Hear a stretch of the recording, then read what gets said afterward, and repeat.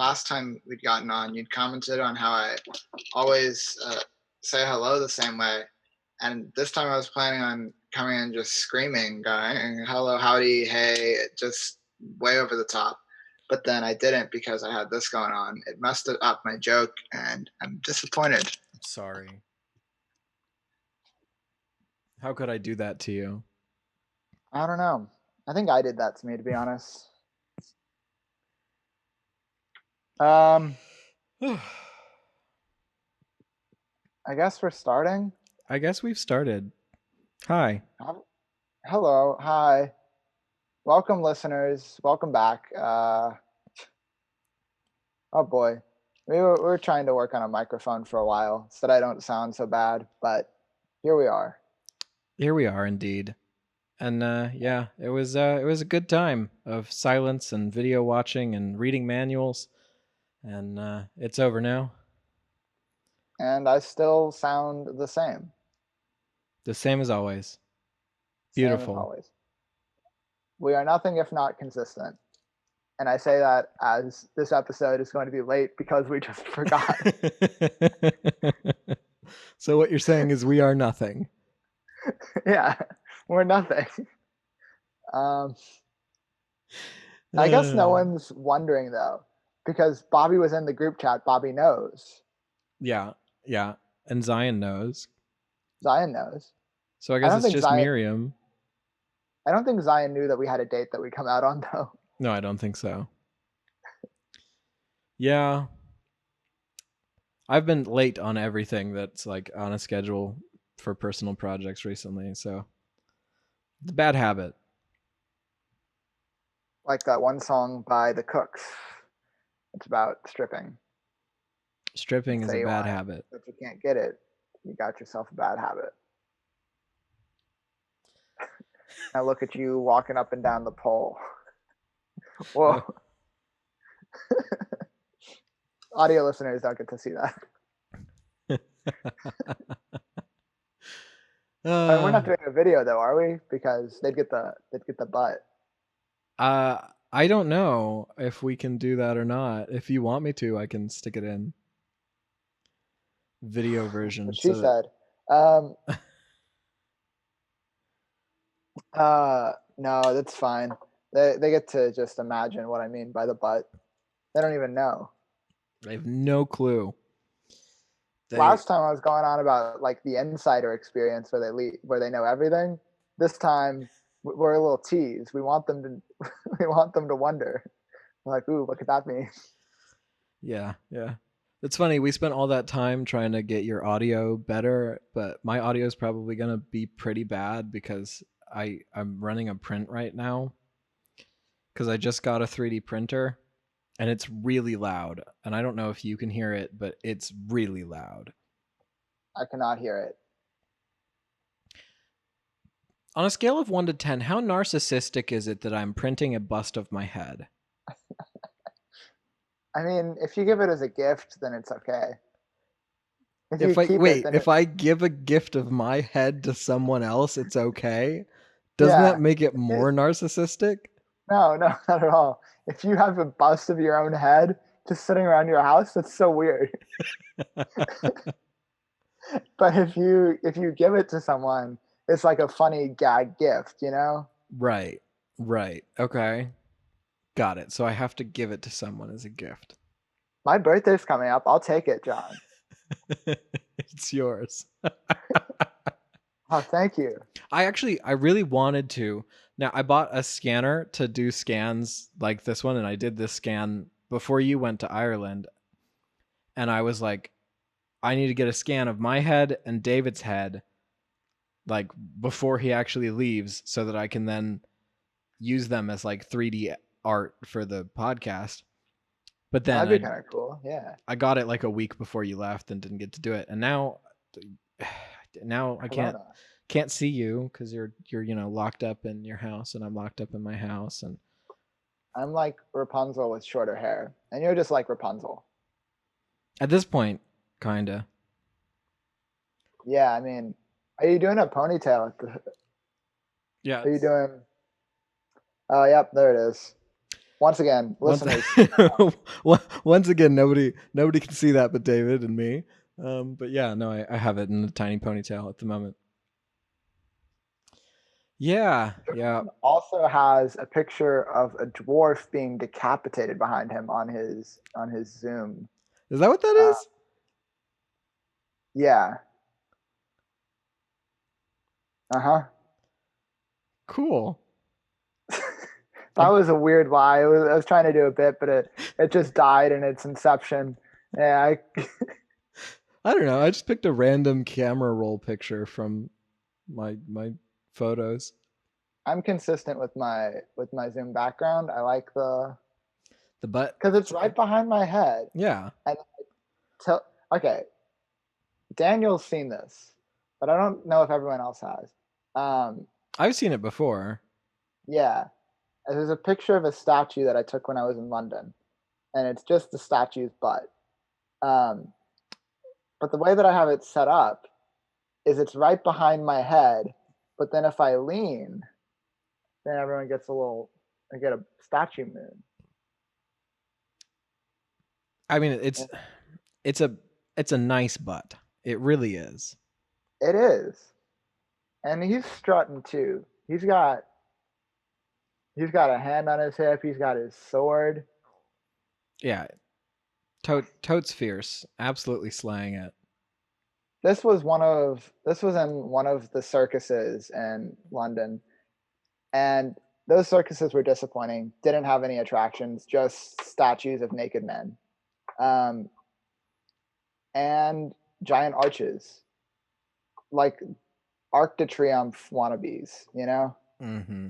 Right. Sounds. Why was it called a circus if that's all that it was? Well, because like Roman circuses, they'd have like stuff. I don't know. Stuff and things? Okay, cool. I knew more about it when I was like 12. When I was 12, I could have told you. I would read like the Usborne history encyclopedias and stuff, Kingfisher, all those. Oh yeah. I loved them, and I could tell you everything about why the Romans had circuses that weren't actually circuses. Well, but in Romans, you know how they were? They like their circuses. I mean, yeah. Now I guess since you don't remember exactly, there's a high chance no one knows anymore. Oh well. What? I said if you don't remember, I guess there's a high chance no one knows anymore. It's been lost to time. I think that's true. History doesn't remember. I think that's conjecture. I think you're just guessing. If you were the keeper of this knowledge and you no longer hold this knowledge, then nobody knows anymore. I wasn't the keeper. Mr. Usborne was, of Usborne history encyclopedias. You're pushing this task onto someone else. You're pushing this task onto someone else instead of owning up to your own responsibility. The Kingfisher was in charge of all this. Excuses. I was just leeching off of Kingfisher's knowledge. Excuses. All of this lost knowledge because of you, David. Am I like what's the giver? And I gotta know all the stuff? Yeah, the giver who never gave any knowledge to anyone. Yeah, he just hoards it really. He doesn't give much. The giver, he should just be called the keeper. He just like hallucinates about the past and that's about it. That's all he does. Shows with Taylor Swift. Tut tut. Learns how to play piano, but he just plays it in his house. He doesn't give it to anyone. He just plays it in the giver house for the other giver. I mean, he kind of gives the other kid like the elephant or whatever. What? The giver. The hallucination. He gives the hallucination of an elephant. But I mean, like, but that's because the kid is also going to be a giver. It's givers given to givers. There aren't any just soul takers.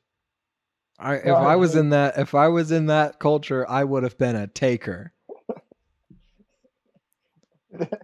Oh, imagine if like they have that whole ceremony at the beginning where they're like, you find out your job. It's like, you're a taker. You just kind of leech off everyone else. That'd be so cool, though. That's like the best job, right? You just kind of Yeah, you're steal from everyone. Yeah, I mean, legally. Yeah. It's your job to rob everyone. They're like, listen, we've perfected this whole like utopia thing, even though it's a dystopia, as you find out, because they're killing people. Wow, spoilers for The Giver. I'm 2000, sorry. what, 16, 13? The book was older. I don't know. I know. I meant the movie. Yeah, the movie. I never read the book. I just saw the movie. Nobody has. Okay, I take that back. Bobby has. My sister, she read the book and the sequels. There are sequels. I am aware because I almost read them because I was like, I should read them before I see the movie. And then I was like, nah. And then I watched the movie and I was like, nah. What I did get the book for after watching it, though, I got the book for I'm Thinking of Ending Things. I purchased it. Oh, yeah? I want to read it now. I was going to say we should talk about that. There are a couple movies based off of books that were on the agenda for this one, such as The Devil All the Time.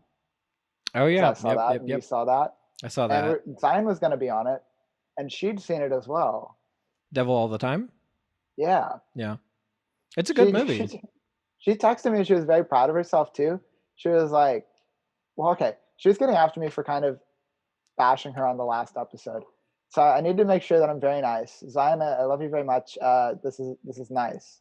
But she was very proud that she was watching a movie that wasn't like a teen romance movie. She was like, I'm watching a serious movie. And I was like, oh, is it The Devil All the Time? Because I guessed. I was like, okay. It's Tom Holland. It's going to be promoted. It's got Robert Pattinson, Tom Holland, Bill Skarsgård. Everyone's going to watch that. It's just full of hot people, you know? Yeah, absolutely.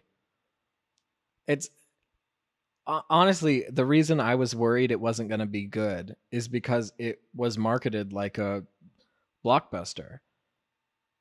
The trailer was really good, though. The trailer, like, I don't think it was. The trailer didn't sell it for me, mostly because I couldn't tell what Tom Holland's motivation was, and I have never seen him do something that serious and pull it off. He killed it, though. But he was fantastic. Like, I was worried, and it was totally unfounded. This might be too much. I don't know. This year, we're not going to have, like, a lot of good choices for, like, Oscar picks. I think he should get some nomination. I think he did a good job. I think both him and Robert Pattinson deserve some sort of recognition. Robert Pattinson, not necessarily for that movie. I didn't think he was all that particularly like outstanding. Like, he was good, don't get me wrong. He was good. But like, he does so well in so many other movies right now. Like, he's killing it. I saw Tenet. He was really charming. He was like very suave. Liked him a lot. Every review I read of Tenet mentioned how charming he was. Yeah, I mean, I think this was him just kind of like just having fun, like being himself in Tenet, because all the other ones are like heavy like character things that he's been doing recently, like The Lighthouse. Oh yeah, The Lighthouse. He's like, oh my gosh. Yeah, it's same with like Good Time, which is like the first one that made me realize how fantastic of an actor he is. He's like huge into the character's psyche. So like, yeah. He needs some good relaxing roles. Yeah, I think this one was just him. He got to like smile as opposed to just running around worrying about Steagles. I don't know. Or brooding in a church, or brooding in a high school, or brooding in a lighthouse, or brooding in a bat cave. This one, no brooding. Not even a little bit of brooding in Tenet. Or brooding in a car. I was brooding in a car. A Good Time. Brooding. How much of that movie was spent in the car? A lot of it. There's some. Was it that much? I mean, it's mostly the car and then the like haunted house. I would have said brooding in a haunted house is what I would have said for that one. Fine. Brooding in a theme park. Yeah. Brooding on the side of a building. Brooding. Brooding. Just, brooding at night. And we'll just brooding at night. There's some daytime brooding in Good Time as well. Barely. Brooding on the lighthouse. He was brooding 24/7. That was that was just brooding.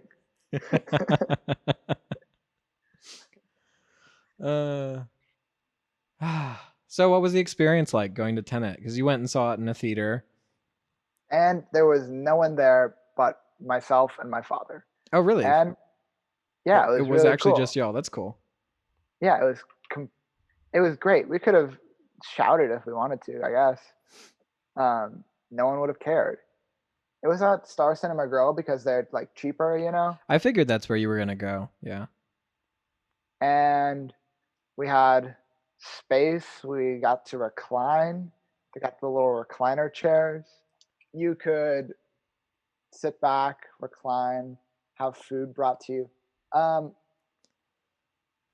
It was nice. I mean, like I said, I texted you this right after I saw it, where it was the dialogue track for this movie so low. I don't know why.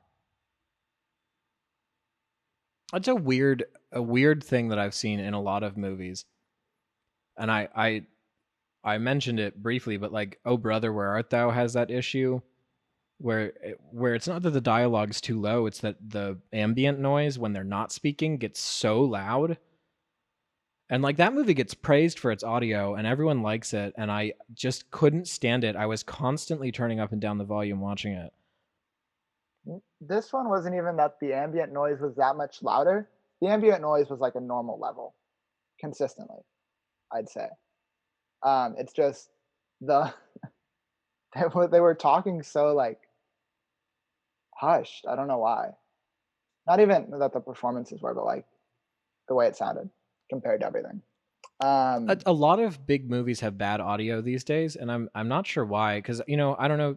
Do you know who YMS is? Like Adam from Your Movie Sucks. No. Okay, he reviews movies on YouTube and has a podcast called Sardonicast. He's working on his review of the remake of Lion King, and one of the things he keeps mentioning is that their microphones clip constantly. Yeah, and it's the entire movie is voiceover animation, right? So there's no reason for someone to clip their microphone while talking. Yeah. Where did the millions of dollars go if their microphones are clipping for just audio recordings of people talking? Well, I guess the photorealistic animals is where it went, but yeah, but they're not even that good. They're so ugly. They look too much like animals. Yeah. We've talked about that before already, though. We talked about that when we talked about like Call of the Wild. It's a shame. I think I like Jon Favreau. I think he's a cool dude. You know, I think he's just loves movies and wants to make them. You know, but his movies are kind of hit or miss, in my opinion. Yeah. I thought Jungle Book was really good, but I love the original. Like it's just like, why do we need this?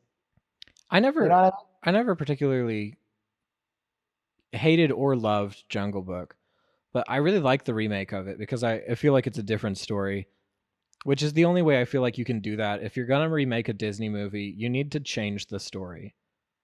I didn't really get the whole story because I saw part of it because it was on somewhere. I was watching it for a little bit, and I was like, I don't need to see this. I mean, I've seen it, you know? Yeah, it's a little bit closer to the book from what I was reading, because I haven't read the book, but from what I was reading, it's a little bit closer to the book, but it's still different. It's different from both the movie and the book. So, did they sprinkle in some more overt racism from Rudyard Kipling? No, actually. I'd say the movie's not super racist. Okay. Well, the giant monkey sounds exactly like Donald Trump, though.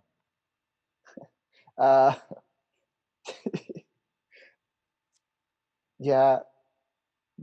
I don't know why they got Christopher Walken to do that voice. Because it works, though. It fits the character, but it's very strange.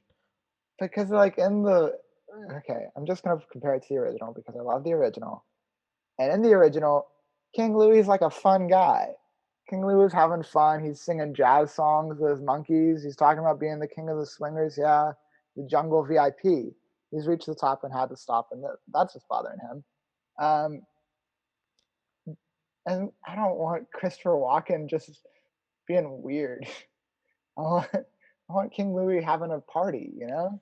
Have you seen that full scene? No, not entirely. I think that scene's pretty well done.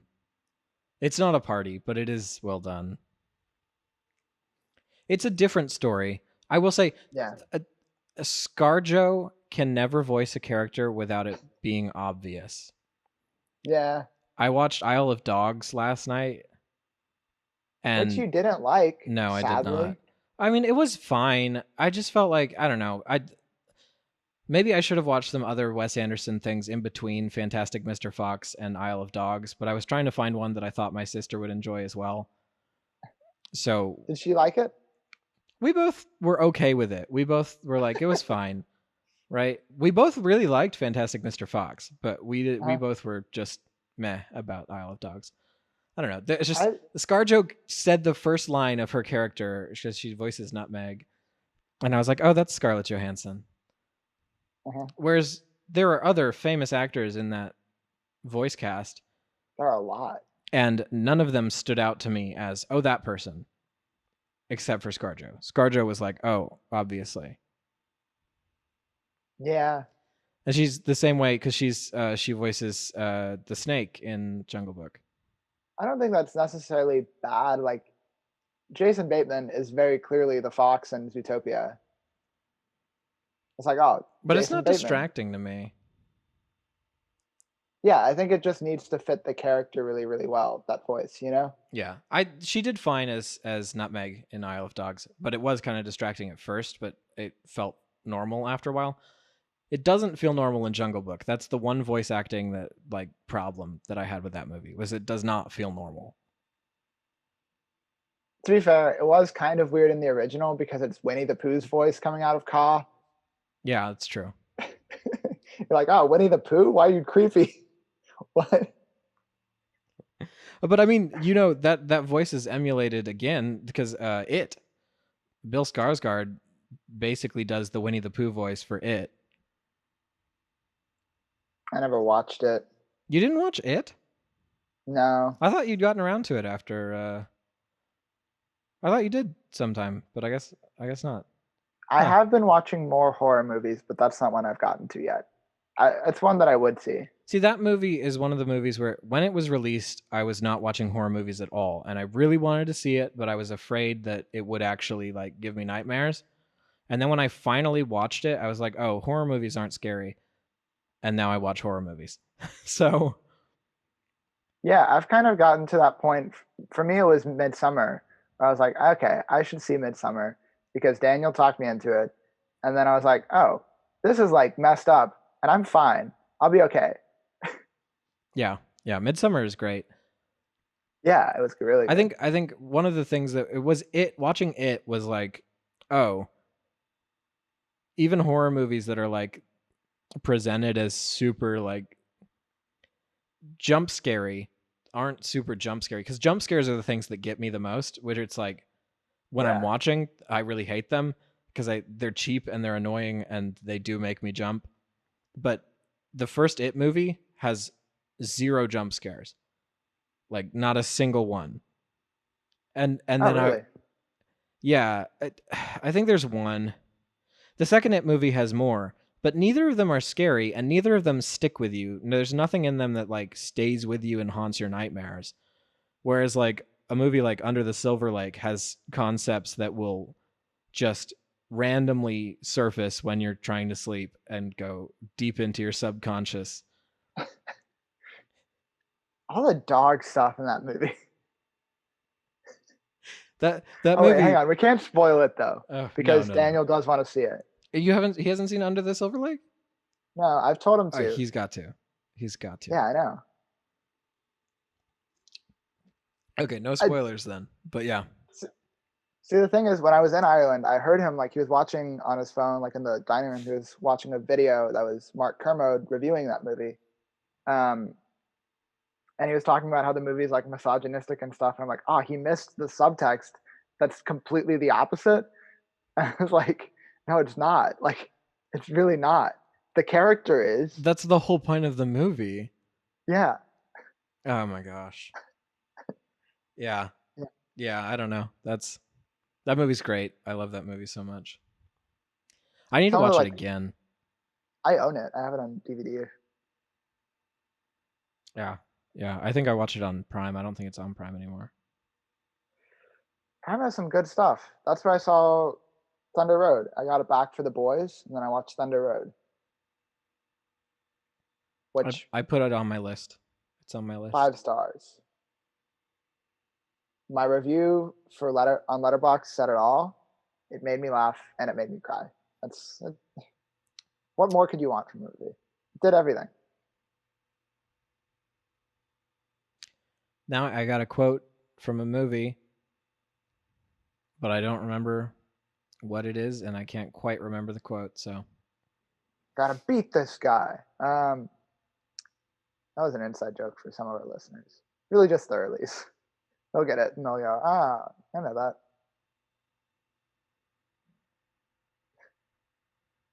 that.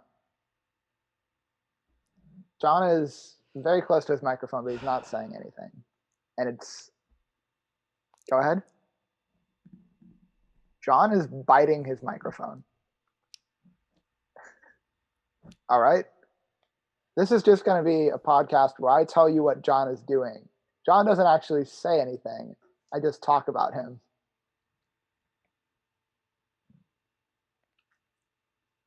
I thought that was going to be the end of the bit. I thought he was going to say something to mess me up, but nope. We're going to keep going like this. I didn't have anything John to say. Is laughing. Oh, okay. He's still biting his microphone. I don't know what's... Sorry. Yeah. Uh-huh. Would I hear that? I couldn't hear that. Would they hear me biting it? Yeah. I mean, if it's not disgusting, yeah. If it is, I'll cut it out. We'll go back to the ASMR podcast days. No. No, don't you dare. Okay? If you do the ASMR podcast stuff, I'll do Speed Racer. I'll bring back Speed Racer. No.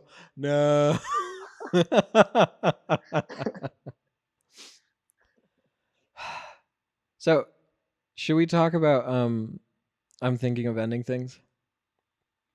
Should we? Do you want to do that one, or did I have all the time first?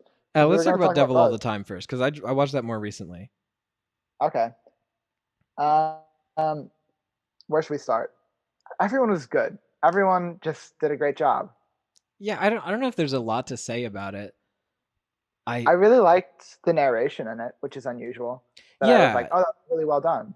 Narration usually bothers me, but it didn't bother me at all. Especially, I was telling Zion this, the detail at the end where you see in the credits that it was the author of the book who was doing the narration. It's like, that's cool. I like that he's involved with it, and probably those passages were probably directly from the book as well, if I had to guess. I really liked the ending. I felt like it was a strong ending. And I haven't read the book, and I don't necessarily plan to, but I thought it was a very strong story. Yeah, the way it... Go ahead. Oh, I was just gonna say I felt like it was... I don't feel like it was anti-religion, but I feel like if I watched it with anyone in my family, they would take it as anti-religion. It reminded me actually a lot of the book Wise Blood by Flannery O'Connor. I've never heard of it. Oh, okay. Well, that's because you're not as cultured as I am, John. There's a book that I've read all the way through. There aren't many of those, but I've read this one. Now, there are a few. I've read a bunch of books. But this one, very good book. Just in like the setting, it has a lot of similarities with the guy coming back from war at the beginning, and the way it's affected him and his views on God and all of that stuff. But within that one, he does kind of, I don't want to spoil too much of it because I know Daniel hasn't seen it. I was going to watch it with him, but then I betrayed him for the podcast. I said, well, I'll have it to talk about on the podcast. Because I'm a bad friend. I watched it, and then afterward I was like, oh, did I tell like David and Bobby that I'd watch it with them? Was that like a plan I'd made? And then I went back and didn't see anything. I was like, okay, phew. I didn't break a promise accidentally. I specifically told him that I was breaking the promise for the sake of the podcast. So anyway, I can't get into spoilers as far as that, but the setting and tone was very like, it fit Flannery O'Connor's writing and the setting of that book, Wise Blood specifically, which is something that I really liked because I haven't seen that movie. There is a movie based off of it. It's like an old one. But I think this movie probably did that type of story better than that movie could have because, I don't know, just where we are with filmmaking. Yeah. I loved the way that there was just an ensemble cast where lots of things were happening, what seemed independently of each other, but then it tied it all together very nicely for the ending. Yeah. I think recently I've been having a lot of moments where I'm like, I'll see something or listen to something and then go do something else and then come back to it and think about it again and go, no, I've seen that before, because I had just seen it, but like my brain's telling me I've seen it a long time ago for some reason. For this movie specifically, and I'll try not to spoil anything, but let you know which part I'm talking about. The story beat with the chicken livers, I feel like I have seen that in another film before, but I felt like it was done extremely well. Those chicken livers looked tasty. They look fantastic. Okay, we can't get in. We can't get into the chicken livers. We can't get into the chicken livers. Sadly, I'd eat them up. Before I watched it, I read a review that said that Robert Pattinson like stole the show, and people shouldn't be in movies with him because he's gonna steal the performance from everyone, and like he's just a side role, but he's the best character. And then I watched it and I was like, what are you talking about? Like I felt like the cast was extremely balanced. I don't even think that makes sense in general, saying, oh, you shouldn't be in movies with this actor because they're too good. Like, just give a good performance. That's all you can do, right? I think they were saying like big name actors should not be in movies where Robert Pattinson is a side role because then he'll overshadow them. And I was like, why? Wait, what does that even? I don't know. I was so confused. It really didn't make any sense. I'm excited for Tom Holland, though. I'm happy to see him doing something other than so happy Spider-Man. to see him doing something that is actually good. Like, actually, like, really good. I mean, he's a good Spider-Man. I like him as Spider-Man. Good Spider-Man. He's a good Spider-Man. I just think, Spider-Man isn't great. Like, the writing for Spider-Man isn't great. I will defend Spider-Man Homecoming. I think it is one of the best Marvel movies. Homecoming is better than the second one, that's for sure. Oh, than Far From Home? Yeah. Which is a shame because I think they wasted Jake Gyllenhaal. I think Far From Home has better visual effects and a very cool sequence of visual effects that I absolutely love. But the story just isn't there. And I think that, I don't know, it's hard to say for me because I don't particularly care for Jake Gyllenhaal in almost anything, but he's really good when he's really good. Yeah, okay. I don't know what Jake Gyllenhaal disdain do you have? I mean, he's good in most movies, I think. Like, he's good in Nightcrawler, he's good in Prisoners, he's good in John Mulaney and the Sack Lunch Bunch as Mr. Music. He kills it. What's like a bad Jake Gyllenhaal? I never saw Velvet Buzzsaw. Maybe that. I don't know. I didn't watch Velvet Buzzsaw, but I don't know. I can't think of anything off the top of my head. Besides, I get him confused with the other guy. The other guy. The other guy. That movie with Will Ferrell. No. The other guys. Okay. Mark Wahlberg. You get him confused with Mark Wahlberg. No, the guy from La La Land. Oh, Ryan Gosling. Ryan Gosling. I get them confused, and they're Both just good. they're both just okay most of the time. What are you talking about? They both do great jobs. And what's a bad Ryan Gosling performance? I didn't say bad. I said okay. No, they do a good job, man. Like Lars and the Real Girl, La La Land, Place Beyond the Pines. Ryan Gosling. Okay, I will say Only God Forgives is like I honestly, Gosling. I can't think of movies that they're in off the top of my head. Blade Runner 2049, good in that. I mean, John, you just rolled your eyes. This is a podcast, John. I rolled my eyes because Blade Runner 2049, he literally just stares at everything the entire time. It's not like... Okay, hang on. We were praising Robert Pattinson for his brooding. We can't criticize Ryan Gosling's brooding. Brooding is brooding, and they both good brooders. Robert Pattinson's brooding is different. It's hotter. What? No, they're both up there, right? Okay, fine. They're great. It's all good. Whatever. And hang on. We gotta get back to Jake Gyllenhaal. Jake Gyllenhaal isn't even a brooder. Jake Gyllenhaal is like Nicolas Cage, but good, you know? Yeah, he does remind me of Nicolas Cage, which may be why I don't particularly like him very much. See, I kind of like Nicolas Cage in like a weird way, but also because I love Raising Arizona. So yeah, I can see that. Okay, I mean it's whatever. I've been meaning to watch his movie Leaving Las Vegas for what he won his Oscar, because I was like, I mean, if he won an Oscar, I have to see it, right? Yeah. I think that's on my list. I think it's been on my list. I don't know. My list is very long, and I don't get around to it very often these days. Yeah, fair enough. I've been going through it for quarantine because I've had so many movies. I've watched a movie or a short film every day since June 28th. I admire that because even when I had a week off, I did not feel up to watching a movie every day. I'll admit there are some days where I was like, ooh, I'm running out of time. I got to watch something, so I'll put on a short film.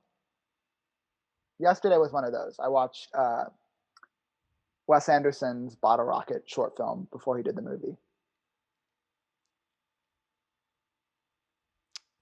Yeah, I really should have spent more time like watching stuff on my time off, but instead I just napped the entire time. What's wrong with us? We're like, I didn't watch enough stuff. I'm falling down the job.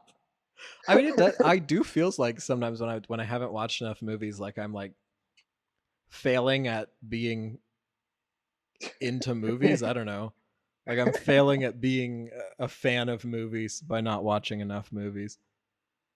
Well, I get that just for like old movies that I haven't seen, where people will talk about like, oh, you haven't seen Jaws? You haven't seen, I don't know, Goodfellas? I don't know. Yeah, there's a bunch of movies that are like classics that I probably will never get around to watching because I just don't care that much. And it's not because like I didn't want to, because like Taxi Driver is one of those now that I've seen it where I'm like, oh, it just solidified in my brain. It wasn't that great and I don't need to see it. I think it either goes one way or the other, where it's like, oh, this is great. I see why everyone loves it. Or what? Well, it wasn't even necessarily either of those things. It was like, oh, this was a cultural item it made sense for the time, and it was like, that's why it's popular. But now I just don't care. That's how Taxi Driver was. I feel like that's how Clockwork Orange was. I didn't feel like there was any reason for me to care specifically. I watched Dirty Dancing a while ago, and then I realized, oh, this is what I thought it was. This just became popular because of a bunch of like horny middle-aged ladies, right? Yeah. I saw another movie with Patrick Swayze in it. Second Patrick Swayze movie.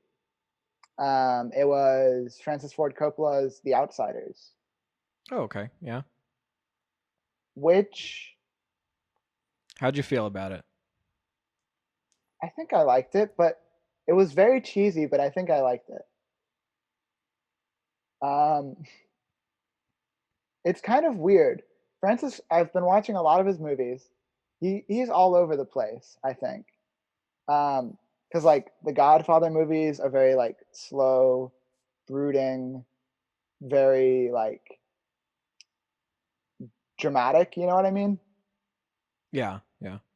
Apocalypse Now has some of that, but it's also just like crazy, which fits the nature of the story in that it's about chaos.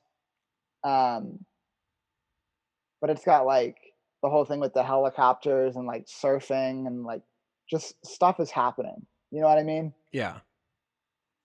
Then this movie was like a weird like commentary on like class, and it was very much like, oh, you're a greaser, I'm a greaser, and then these guys, they aren't greasers, we hate them because they're rich. And then like it was a whole, I didn't like it as much as his other movies, I'll say, except Godfather 3. I liked it better than Godfather 3. It was trash. I haven't seen any of the Godfather movies, and that's probably one that I will have to get around to at some point. I mean, I guess watch the third one so you can understand how bad it is. Or don't. If you've seen the first two and you're like, oh, these are really great. I have a better idea. I'll watch the first two, and then instead of watching the third one, I'll just watch Watchmen again. Just watch the third one so that people can be like, have you seen The Godfather? And you'll be like, yeah. And you're like, it was terrible. Yeah. Yeah, I've been filling my weekends with things, and only like the weekends where I'm doing stuff is like all the same weekend, and then the next weekend I'll have nothing.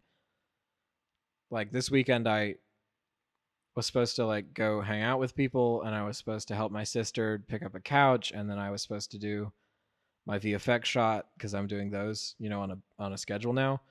Mm-hmm. And now we're recording the podcast, and my 3D printer arrived, and like everything all at once. Mm-hmm. So I still have to do the VFX shot. I have not finished it yet. What are you working on? I'm just trying to emulate this animation that plays in Assassin's Creed Origins when you level up. It's like a pulsating heat wave, shock wave thing that stirs up dust around you. Like, it's hard to explain. Yeah, he did a gesture for the listeners.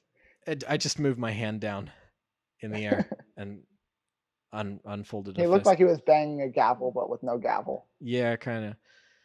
Yeah, I don't know. It's the idea came to me when I was reading. I was looking at getting the New 52 Red Hood and the Outlaws omnibus. That's a good purchase. I'd support that right there. It would be a great purchase, but it was a very expensive purchase that I did not make. But I was considering it. And I was looking at some of the art, and I was like, man, if I could do like a fan film, that animation would work so well for when he gets his spirit blades. Yeah. And so then I was like, I should do that. And so that's what I was going for. But then I was like, I don't know how to do like spirit blades. I'm just going to do the animation. And now I'm like, because it's a lot of rotoscoping, which is just me sitting, cutting out me from the frame step by step one frame at a time for like a minute and a half. So and it's a lot of frames. So I'm not even halfway through, just the rotoscoping for it. So Well, I look forward to seeing it, and then I'll say, "Good job, John." thanks. It won't deserve that, but thanks anyway. Then I'll say, "Oh, John, this sucks." Yeah. I'll leave a comment on your YouTube video. My last one sucked really bad. What was the last one? Was the last one It was an X-ray. The Watch? No, The Watch was a while ago. The watch was 2 ago. The last one I did like an X-ray through a door because I was trying to do like a camera tracking, and I did it, and then it was like, oh, this isn't very good, but it was pretty late, so I was like, oh, I'll just do this anyway. And then I ended up having issues in After Effects where it didn't render properly and it flickered, and so I just have this flickering video, and I was like, oh, whatever. I'm so done, so I just uploaded it. But yeah, no, it sucks. It's very bad. I think the Watch one was my favorite. So far, that one's the best one, yeah. Oh, we needed to get to I'm Thinking of Ending Things. Yeah. Go ahead with your disappointing thoughts first, and then I'll defend it. Okay. I mean, I don't think it's a bad movie. I liked it. I just didn't love it, and I felt like it tried to do too much at once. So like, and I'm part of the reason I didn't love it is probably because I took notes, and why do you take notes? Okay, so here's the deal. I wasn't going to take notes. I was watching it with Bobby, and about 15 minutes in, I was like, I will never be able to keep track of what's going on unless I take notes. So I pulled out a notebook and started taking notes. Because it seemed like the kind of movie that was like dropping hints for a second watch, where you'll be like, on the second watch, you'd be like, oh, I understand what that means now. Uh-huh. And so I was like, okay, I'm just gonna like, yeah, I would say that it is that kind of movie, but not in the way that I was thinking it would be. So I took down notes thinking like, oh, this will be important later. And I feel like that did kind of detract from it a bit, but not a whole lot. I feel like the main problem I had is that Charlie Kaufman is just a tad bit too pretentious for my liking, in that he tried to cover too many topics. And I don't know how the book does this, but he did so many genre switches and so many like fake like psych outs for what the plot was going to be, like where it was going, that it felt like it didn't have a cohesive idea of what it was doing. Because in the car ride in the very beginning, and like spoilers for this movie. Yeah, okay. Daniel can't listen to this episode. We're just going to talk about movies Daniel hasn't seen yet. Yeah, you have to see this movie or never plan to watch this movie to listen to this, because there's no way to talk about it without spoiling it. Yeah, because I'm going to have to defend it by bringing up the whole point of the movie. Which I did miss, which is my reason for not liking it. Uh-huh. So the thing is, he drops a lot of references. And so I don't know, there's a reference to the Oklahoma. There's a references to like Oklahoma and stuff, but there's references to time travel specifically. Uh-huh. And so he makes it seem like the movie is about time travel. And he does that in a lot of different ways, but there's specifically the new swing set in an old yard, right? Mm-hmm. And they dwell on that swing set for a good long time. There's shots of that swing set in the very beginning. There's shots of that swing set when they're driving by. They talk about the swing set. They talk about it for longer than they should. And it has no bearing on the story at all. But they talk about it for a good 5 minutes. It does. It's part of the whole inconsistencies of the old man's fantasy. But it's not. It's a way for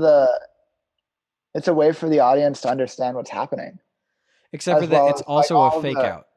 It's also a fake out because they talk about it's a brand new swing set in an old house's yard. Mm-hmm. Right? And then they drop a lot of hints about time travel, like the movie that they watch is directed by Robert Zemeckis, Mm-hmm. right? Who directed Back to the Future. Which I thought was great, that movie. I loved it. Okay, but like that's definitely a time travel reference because he directed Back to the Future. It's a Robert Zemeckis reference, but it's definitely a time travel. I had to look up and be like, did Robert Zemeckis produce this movie? Because that'd be kind of funny if he did. He didn't, did he? No, I didn't think so. Sadly. But then there's a bunch of things where things switch in the house, right? And it's almost as if she loses time a couple of times, right? In the house, there's no dinner set up. They're just waiting for his parents, and then they say, "Oh, let's eat." And she turns and the table is full and they're all sitting there. I loved all of like the inconsistencies. That stuff was just like getting me going. I spotted so many inconsistencies and I was like pausing and rewinding to make sure that I was right. Oh, see, that's your problem. Why are you watching it like that? Because I was trying to figure out what the point was. I was trying to outsmart the movie, okay? I will admit that the reason I didn't enjoy the movie so much is that I watched it incorrectly. But I also feel like it begs you to watch it incorrectly, and I feel like that's a flaw. No, okay.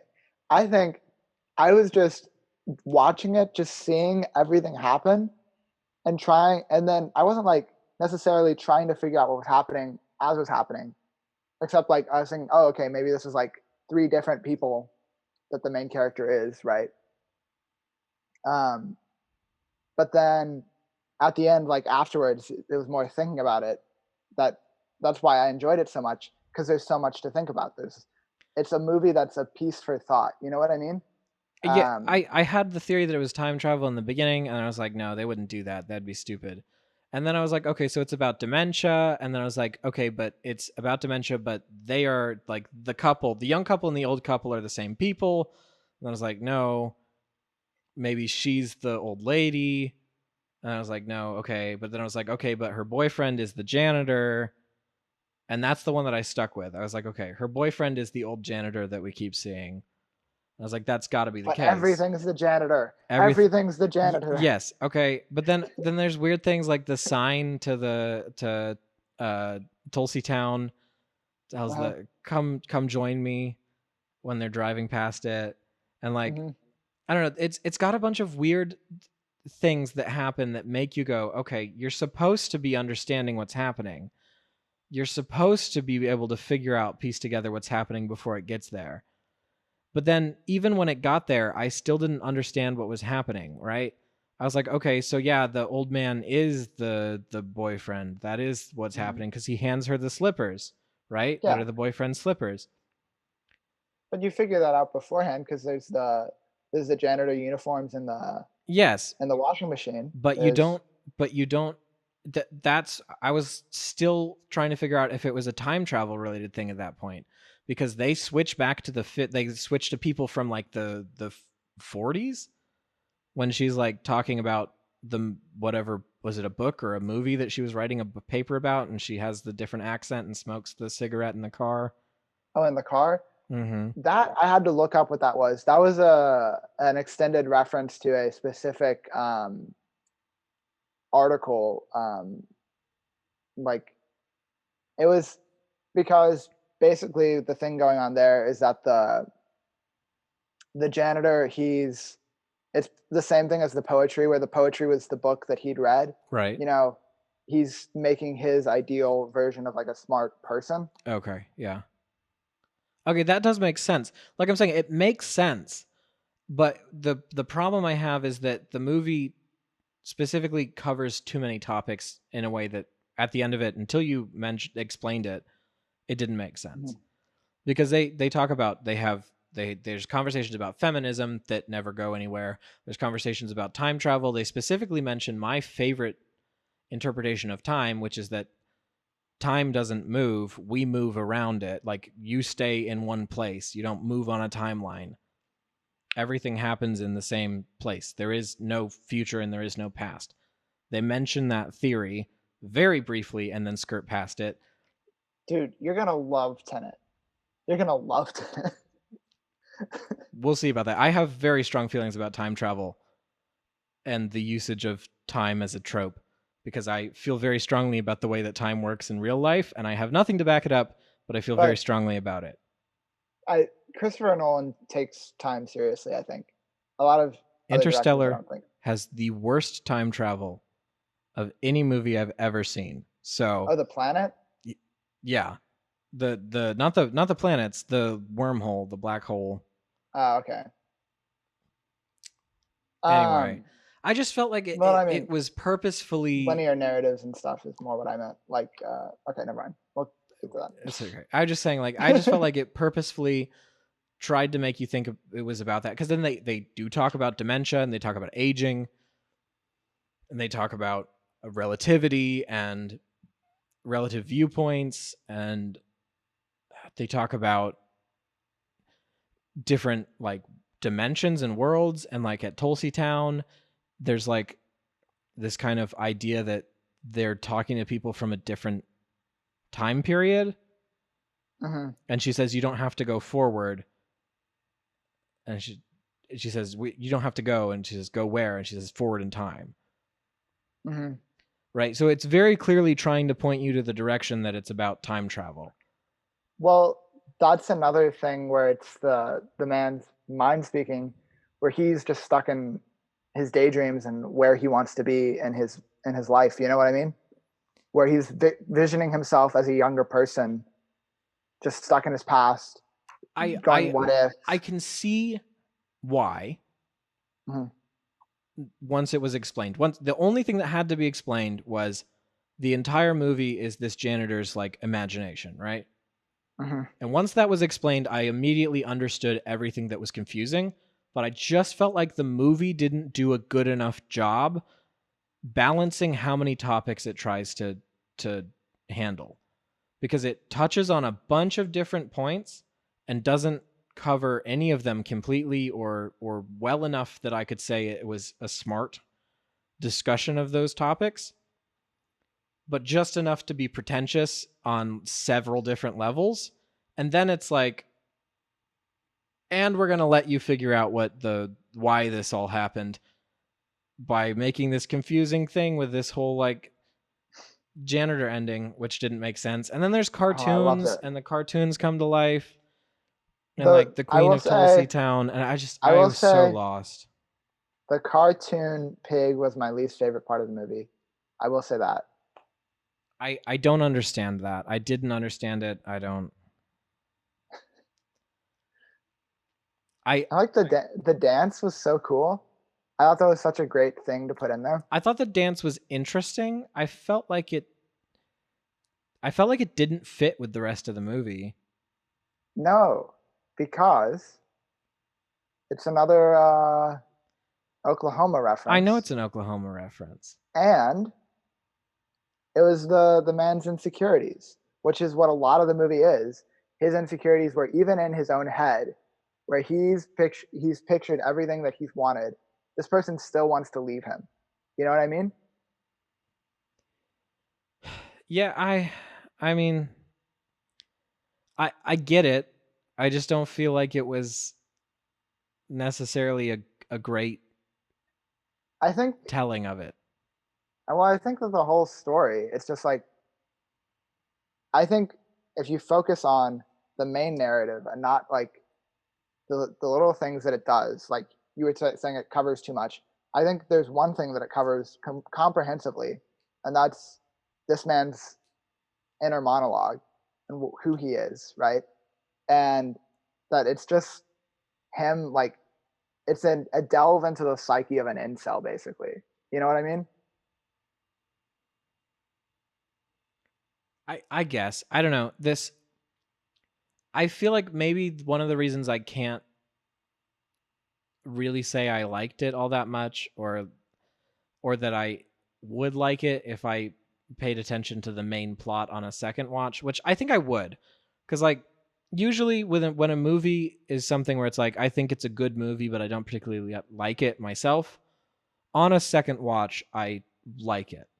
right? If I gave it a second watch, I just don't feel like giving it a second watch. That it didn't leave me in a mood where I would want to go and watch it again, because the things that it covers so briefly and meaninglessly that aren't the point are movies I would love to see. And the way that they started talking about them was so fantastically done that I got really excited to see a movie do that, and then it didn't do it. So it's like promising a kid candy, and then the candy is broccoli. No, I think it's like promising a kid candy, but then instead a kid gets like a roast, and it's like, oh, roast is great too. I'll have a roast. No, I don't think so. I think the reason why I liked it so much is because it took really creative storytelling methods and made them accessible, where it wasn't to the point, I don't think it was to the point where the pretense was just made it unwatchable, you know? It made it so that all of these creative narrative devices were very entertaining. I don't know. Bobby didn't finish it. Bobby quit halfway through. So I don't know. Maybe I'm just I feel like it was I feel like it was one of the most pretentious movies I've ever seen. But that's because I expected that because it's Charlie Kaufman. Like I just felt like it was pretentious in a way that it didn't earn. Like usually I feel like really pretentious directors have somewhat earned that by making the end product really great. And I felt like this movie didn't earn it. I don't know. Okay. I need to watch a bunch of other Charlie Kaufman stuff because he's been on my list of directors I need to like watch their backlog for over 2 years now. And I was gonna watch Synecdoche, New York last year, and they took it off Netflix. It was on Netflix, and they took it off Netflix the day I was gonna watch it. So I checked to make sure it was on Netflix, and then the next day I went to watch it, and it was gone. So I should probably watch some of his other stuff, but I just felt like there was something. It was just disappointing, I guess. I felt like it was so close to being a movie about so many topics I would have really loved to see explored more deeply. And then it just didn't do that. Like I would have been really interested in art house film about someone in a weird time loop or struggling with dementia or something like that. You should watch The Endless, that garbage fire of a movie. No. I just mean like I feel like they don't even have to explain it. I feel like this movie might have even been better if there was no explanation, because I felt like the explanation necessarily other than the slippers. I feel like the slippers are the thing that made it impossible for me to figure out what was going on. Because I had already in my head decided that the old man was an older version of the character from the beginning. And so then when he hands the slippers to the girl, in my head, it was immediate confirmation. So that made it impossible for me to realize that they didn't even exist. Yeah. Right.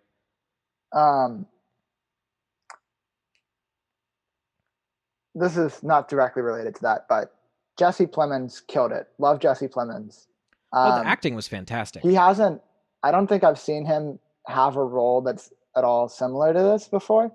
And I think he really like lived up to it. I'm very happy for him. I thought all the acting was really good. Yeah.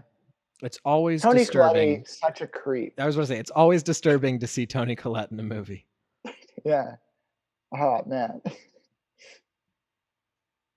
Yeah, my gosh. David Thewlis was also just wild, just going on about nothing. Yeah.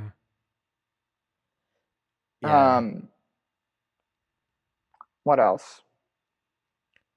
The picture frame thing where she sees herself in the picture. and then it changes. I don't feel like that was ever explained. I don't feel like there's an explanation for that. I'm trying to recall. There's so many Or the dog. inconsistencies that it's hard to keep track of. The dog makes sense. No, the dog didn't make sense. It's just another one of his things where he's visioning his life throughout different points, and the story's never specifically in one period. Yes, but no. I don't feel like it. I don't feel like it tracks. Like, as far as consistency goes, I don't feel like there's. And I guess the crux of this movie is that there doesn't have to be consistency because that's the point. But I feel like that's a bad point. Like, this movie feels like someone was like, "Oh yes, this script is perfect.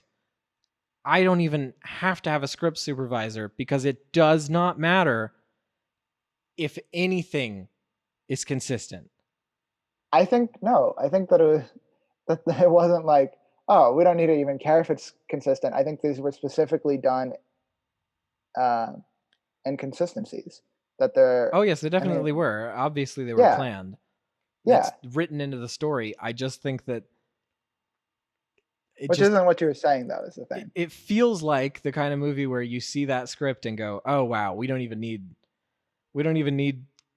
to have like a fluid edit. It can be whatever we want." Yeah, I don't know.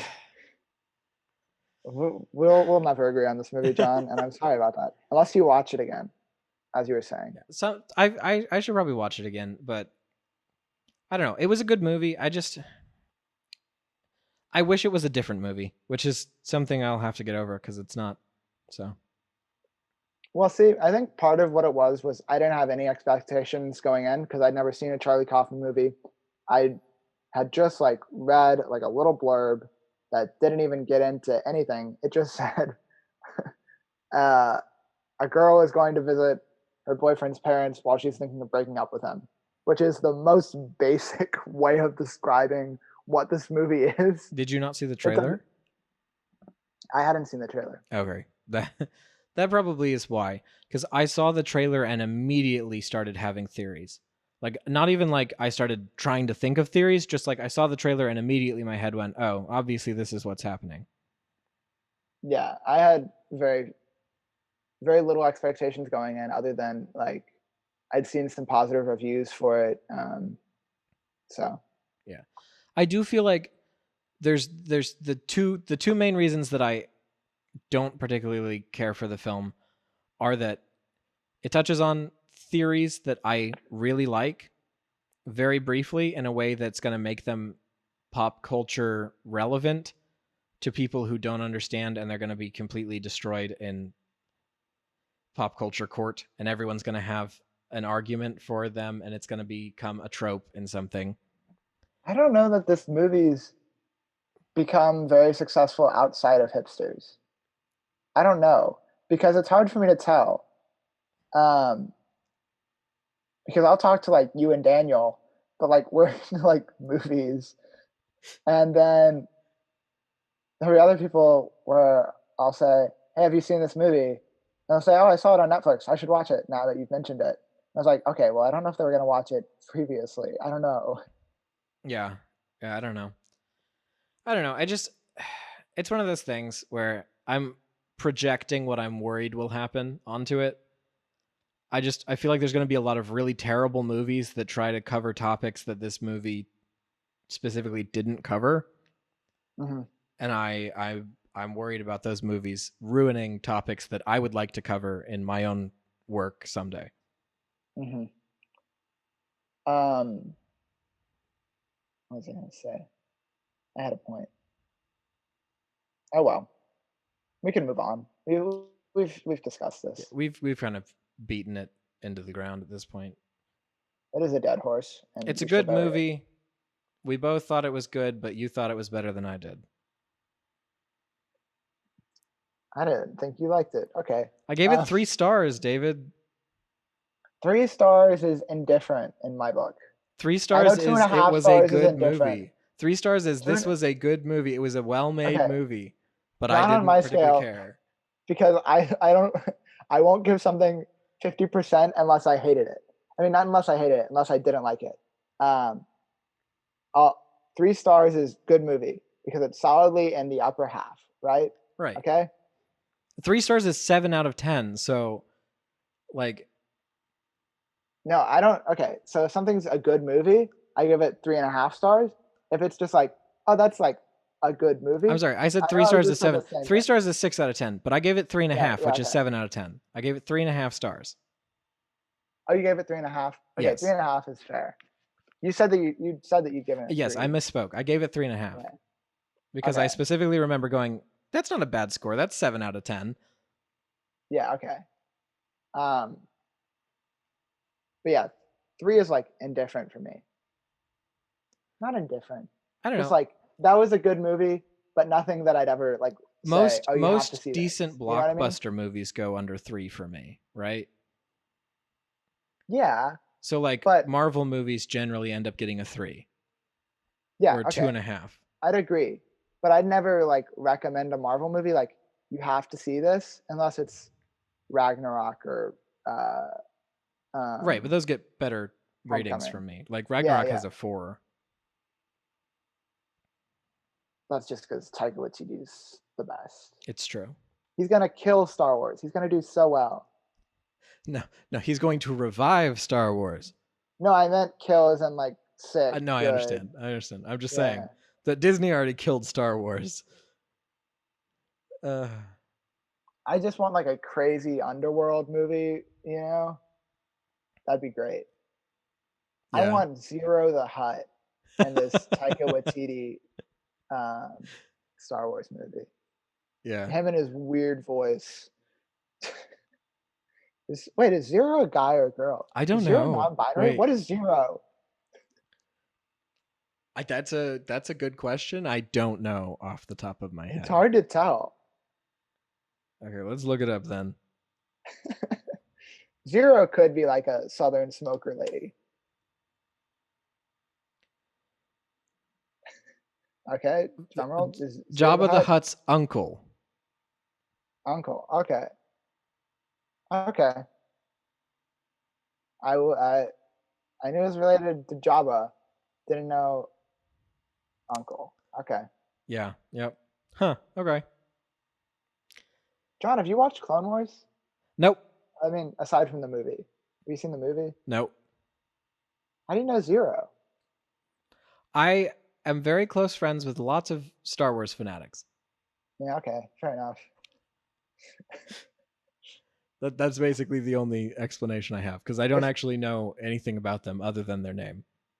If Andrew's listening, Andrew's gonna get my Zero the Hutt reference, and I'll be like, "Good job, David." That's true. He will. Andrew, send me a text if you get to this part. If you've sat through the entirety of "I'm thinking of ending things."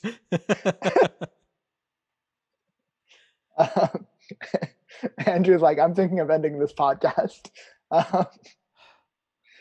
I'm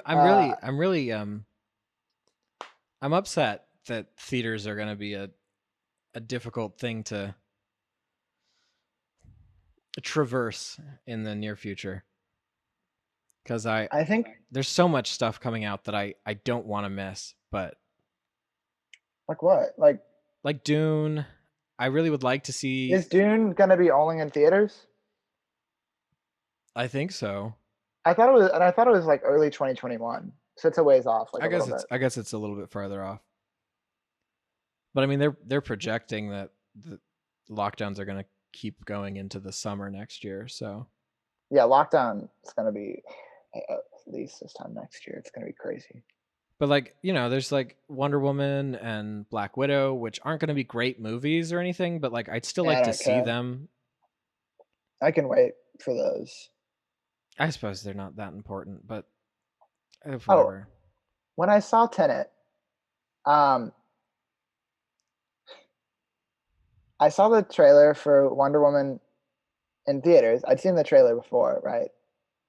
But I saw it again, and I was thinking, why is this movie called Wonder Woman 1984. I get that it's set then, but that's already another thing. The book, is it related to the book? I don't think it's related to the book. Because if not, what a weird thing. Like, why didn't you just do like 1985 or something? Why specifically 84 if not a reference to the book? I mean, it probably is a reference, right? Everything's a reference. Everyone's referencing 1984 right now. Yeah, Everyone's always referencing 1984, okay? To be completely honest, everyone's referencing 1984 constantly. It's really strange how much people reference 1984, but like people who strongly would disagree with George Orwell.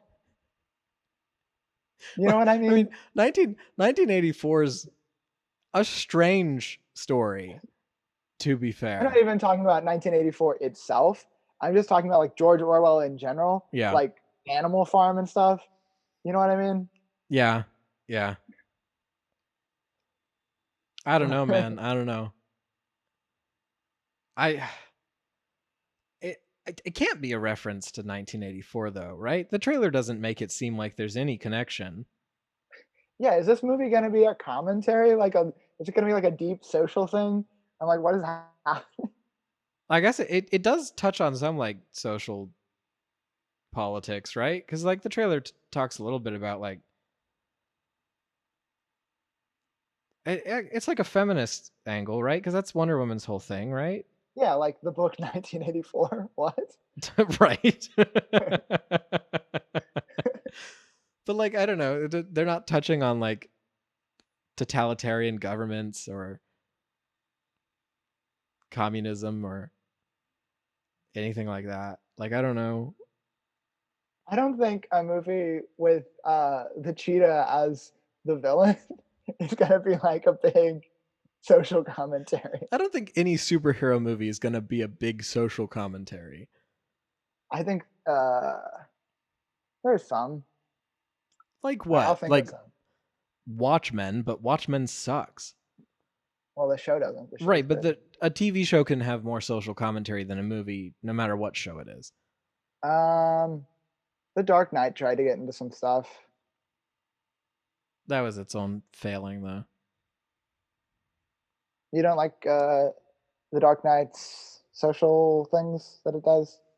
It's deep questions that it poses that are that are really just things for like broy guys to go like, what if though? You know what I mean? Some people just like to watch the world burn, man. like, but what would you do if you were in the boat situation? Like, what would you do? That's pretty deep, man. Like society, man. I don't know. It's like Kristen Slater and Heathers. The school is society. Pretty deep, huh? Oh, I want to punch him. Okay.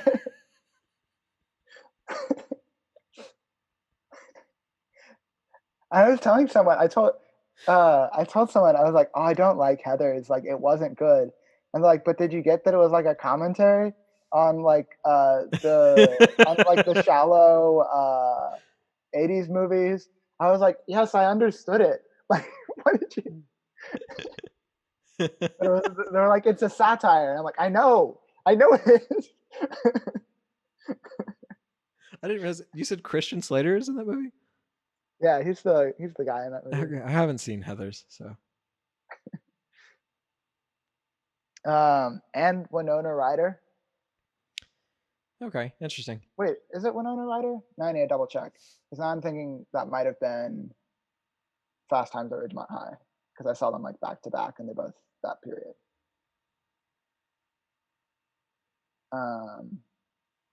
It is Winona Ryder. Talk about something. It is. Okay. I looked it up. I was right. Okay. I don't know. The only thing I've seen Christian Slater in is Mr. Robot. And he's actually good in that. And it actually is a social commentary. But it's like pretty well done, so. Well, that's what you were saying. And it has the TV show thing going. Yeah, it does. It certainly does. Yeah, I don't know. I'm excited for all the movies that are going to be made, but I'm worried that I'll miss them all. Yeah, dude, this was supposed to be the year. I say this every time where I'm like, this was gonna be the year where all the good movies came out, and then we just got I mean, slapped. every year is the year that all the good movies are going to come out, but usually it's that those movies come out and they're not good. No, I think this year had more. This year was stacked. This year was pretty stacked, though. It is a little bit of a disappointment, more so than if it had been like last year. Although last year had some pretty good movies, but like I guess I don't know. Last year, I don't think I was like anticipating them as much. Like they were coming out, and I was like, "Oh, that looks really good. I'll go see that." Right? I Yeah. think this year there were a lot that There were I a lot was of just like looking forward to. pre-announced. There were a lot of like really far advanced announcements, Yeah, which I guess is not a really great idea, and everyone knows that now. So yeah, I just like don't keep stuff announce up a year in advance. because you don't know what's gonna happen in a year. We could be dead. Imagine like last year being like, guess what? Next year everyone's gonna wear masks everywhere and be stuck in their houses. I mean, people were saying that in December, but like not like Yeah, in December. before that. I remember like the first time I heard about coronavirus, there was like a video that was in like my recommended feed where it was like, "What is coronavirus?" On YouTube, and then I was like, "Oh, it's probably just like Ebola or something, where it'll be like a big scare for a little while." Yeah. The only reason I was a little bit more prepared for this is that my manager was watching all of the news for it back in like November. Mm-hmm. Like at the very end of November when it first popped up, because his parents travel to China on a regular basis. And so he was worried about it. And then in December, he was like, we're going to have a lockdown. You guys need to be stocking up on canned food. And I was like, no. He was the one who bought all of the toilet paper. He did buy N95 masks before they told people to buy masks. He was like, we're going to run out of these and I need them. So he stocked up on them. Oh, man. But yeah. So strange. Yeah. I mean, things are surreal, just like, because it's kind of become normal. And then, like, where you're out and about, everyone's got a mask on. It's like, this is weird. Like, what's happening? Yeah, it's gotten pretty weird in my apartment complex because I'll pass people and I don't know whether it's more polite to keep my head down so that I don't pass a virus to them or like say hi because they're my neighbors. So I do one, the person says hi. If I do the other, the person is like, what are you doing? So I never get it right. I'm always wrong. Yeah. But, you know. Man, that heats the room so much. It's so hot in here. It's very hot in here because this room just doesn't get AC right. I've got a little sensor thing so that you can't even see it. The screen's cutting it out. Oh, huh. I see it. What? That made it worse. It's in front of your face, so then it detects that it's part of your face. So that. Oh, okay. Cool. Yeah. Yeah. I just wanted it to focus on this thing, but then it just. All right, fair enough. What does it do? Basically, it just. This is boring podcast content. I've got an AC sensor in my room. What are we talking about? Oh, yeah. It measures the temperature in this room. And then if my room's hotter than what the rest of the house is set to, then it makes the rest of the house colder so that this room will be the set temperature. Interesting. Huh. Yeah. Everyone's sitting at home listening and they're like, oh, that's very interesting. I'm glad I know that. I mean, not all of the things that we say have to go in. We could start cutting things out if we wanted to talk for longer and then just actually cut the interesting things in. No, authenticity, John. We cut nothing. We need podcast verite. What? Podcast verite. What does that mean? There's, like cinema verite. No, I don't. Wait. Oh no, I have heard that. Cinema verite is like, you don't affect anything. It's like documentary Well, yeah, where because you it's don't. the truth. Yeah, it's yeah. Okay. Okay. Yeah, I don't know. Whatever. That's like the entire point of While We're Young Yeah. Okay. is cinema verite versus scripted documentary. And the point is that it doesn't matter. Yep. Yep. Sure enough. those are always interesting, where a movie will like pose a lot of questions and then be like, doesn't matter.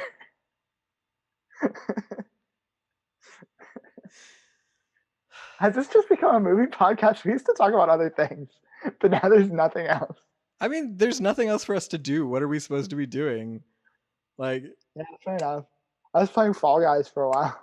Yeah, I played Fall Guys for a little while now. I got it and downloaded it and whatnot. Did you win any of them? Oh no. I think I've gotten 3 rounds in, maybe 4. You didn't play Fall Guys the way I played Fall Guys, John. It was hours. I can tell you how long I played in Fall Guys. Yeah, 3 or 4 rounds isn't that much. No, not rounds. Like that's how many like levels I got in. Stages. What are you talking about? Wait, do you mean like each individual like event? Yeah. Where it's like you go on and you get the first stage where there's like 50 people and then you eliminate half of them. Oh, you're saying that you've made it up to the 4th level in a round, but you haven't made it to the final or something? Yes. Okay, well they vary in number of rounds. Oh, well I've never made it to like the crown round. Should we explain this to I don't know if everyone that we have listening knows what I have played 87 minutes of Fall Guys. 87? 87, which is like an hour and 27 minutes. Okay. Punk, you don't. Why am I like this? What am I doing? Have you played Among Us at all, David? Oh, okay. So I downloaded Among Us yesterday. I bought it. And then I bought it on Steam on my laptop. And then I was like, oh, this is only for Windows. And I have a Mac. I just bought it on a Mac. I can't even play it. My money is wasted. You can play it on a phone for free. Oh, is it free on the phone? Because it said in-app purchases, so I figured you can pay to get skins and stuff, because you can pay to get what's called a pet, where you just have like a little character that follows you around and whatnot. Okay. Yeah. But the full game is free. I figured it was one of those ones where it said you download it for free, but then like within the game you have to buy it. You know what I mean? Yeah, no, I know what you're talking about. No, it's not like that. So I was like, it does have ads. It does have ads, and you may be able to pay to remove the ads. But the ads don't like show up during the game. They show up at the end of a game. I'll try and download it. I'll see, because my phone gets really glitchy if the app takes too much to run, which it might with like online gameplay and stuff. Yeah. I've considered having like an Among Us night, because it's way more fun if you're on a call with a bunch of friends. Because I've played it on a call with some people, and I've played it just online, and it's so hard to type out stuff, because it's just like a secret identity game. Yeah. There's an imposter who's going around watching, with everyone. Some videos of it. And you're supposed to do tasks, and the way you win is either by, if you're a crewmate, you either complete all of your tasks before the imposter can kill everyone. If you're the imposter, you try and kill everyone. And you can also vote out the imposter. If you find like a dead body, you can vote out the imposter, and if you vote them out, you win. So it's basically like One Night Ultimate Werewolf, but less complicated. I thought One Night Ultimate Werewolf was just like Mafia. It's a lot like Mafia, but the way One Night Ultimate Werewolf works is you draw your card and you know what you are, and then like everyone just has to figure out who they think the werewolf is, and then you vote on who the werewolf is. So nobody dies. Like in Mafia, they kill someone, and then there's like another round. One Night Werewolf doesn't have multiple rounds. You just play once, and you have 5 minutes to figure out who it is, and you vote them out. Hence the one night. That makes sense. Yes. I love that game so much. I don't like the whole... in Mafia, this is. I don't like when you draw a card to decide who you are. I think it's much better if someone chooses people. Huh. Like if there's a moderator and they choose. I don't like Mafia as a game because there's too much like drama involved where people try and like make it a show. One Night Ultimate Werewolf is good because you literally have a phone in the middle that tells you what to do. So there is no ridiculous like antics that take time and aren't fun for everyone. Ooh, I like the antics. Get into the antics. All right, John, you just hate joy. It's okay. I don't know. Maybe I've only played Mafia a few times with drama people, so maybe it's just drama people. Maybe I hate drama people. Maybe okay. I was gonna say maybe we should do it at a game night, like once things are back to normal. Then I was like, that would just be with drama people, John. It'd just be the drama people. It would just be theater kids. Yeah. Yeah. I am stuck with them forever. Yeah. I'm sorry about that, John. It's okay. But nobody I know knows how to play Pinochle, so that's sad. My mom knows how to play Pinochle. You want to play Pinochle with my mom? I'd love to play Pinochle with your mom. That sounds weird. That sounds like it's... Pinocle's a great game. Nobody knows it. It's sad. It's like an old person game, John. It's my family's game. Like, on my dad's side. Old people. Yes, they are all old people. My dad is the youngest of his family, and he's in his 60s. So, yes. Yeah, I mean, and you're an old person. I'm like 2 years older than you? Yeah, which makes you old. No. I don't think that's fair. No, it does bug me when people are like, oh, I'm so old. And to be fair, I do say that. Like, that's just more like a personal thing. Like, oh, I'm so much older than I feel like I am. You know what I mean? I know. Yeah, it's fair to be like, oh, I feel old now because of this thing that makes me realize how much time I've actually been alive. But it's not like fair to be like, oh, I'm actually like old compared to these people. You know, like I don't know. Yeah, I think 25 will be like a trippy birthday where it's like I've been alive a quarter of a century. Like what? Yeah. Yeah, I can feel like that would. I feel like that makes sense. It'd be a strange mile marker, you know? Yeah. 20's coming up fast. Oh, so I'm like 3 years older than you then. Yeah. 2.5. That's a turn. About. I don't know. Yeah, your birthday's soon. It is. It's coming up real soon. Like I'll be born soon. It's the 20th, yeah? So you're on the 1st, so it's like a week away. This isn't good podcast content. I'll cut it. All right. Bye, guys. We're leaving. Bye. It's over now.